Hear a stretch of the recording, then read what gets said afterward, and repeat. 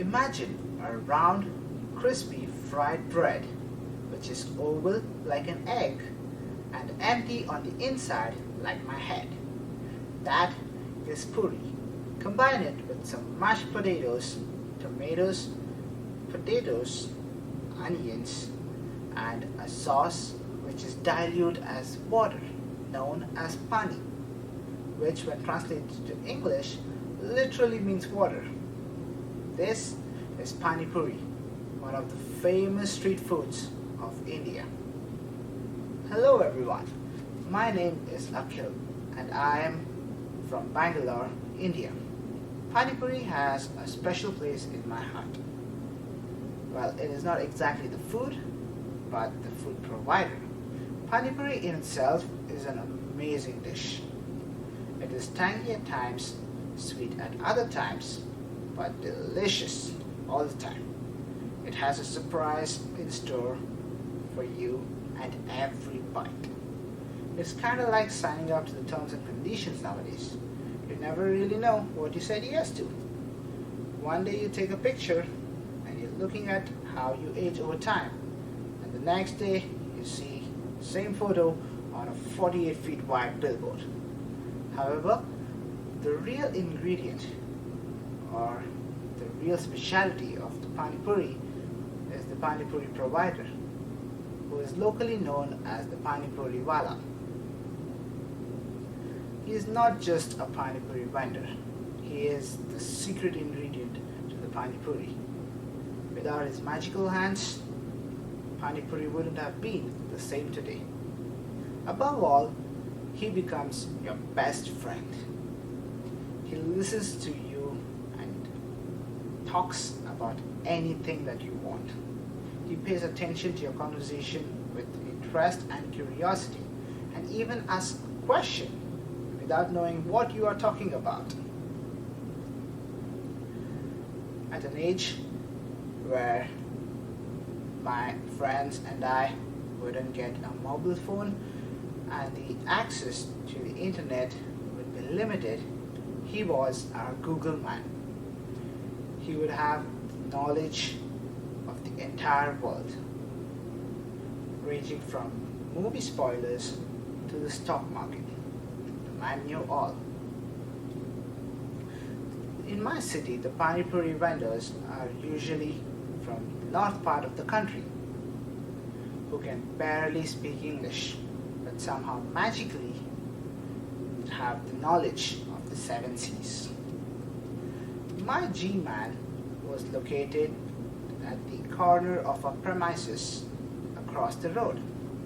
I would go to him every day after school and talk about whatever happened through my day, how my day went, what homework I had, what teacher said what, and what my friends did, and blah blah blah.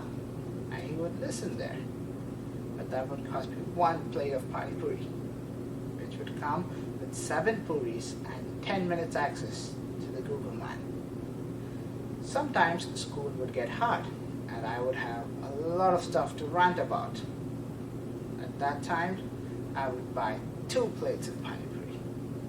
As I grew to high school and the pressure started building with lots of assignments and interesting debates, I needed to let go of the frustration. At these situations, I would go for the biggest and the longest plan the pani puri wala had to offer. That would be the unlimited pani puri plan, which means you could eat as long as your stomach wills and you could talk as long as your mind would talk. It was totally worth it. When I finished my high school and I decided to do my education abroad, I ran up to the pani puri wala and I told him that I would no longer be able to come and see him and have his pani puris every day. Well, he looked at the positive side and he told me that you would do very good in your academic life. It is a good decision, and he supported me as usual. Thanks to his sour pani puris and sweet words, I never really thought through that he would not be here. 1 week into college in the foreign land, and I realized the values of his puris. Every day I would go back to my dorm, missing him and his puris. I never really thought that I would miss him so much. I loved the company, and I had been going to him so frequently that it had become a tradition kind of thing. Though I get access to Google and the internet now, I miss the knowledge the Google man had to provide. It's been almost a semester now without him, and I miss the food and his advice every day when I go back home. It has been a rough time, but what I learned from his advices throughout my childhood and upbringing into adolescence is that you always have to look at the positive side and move on.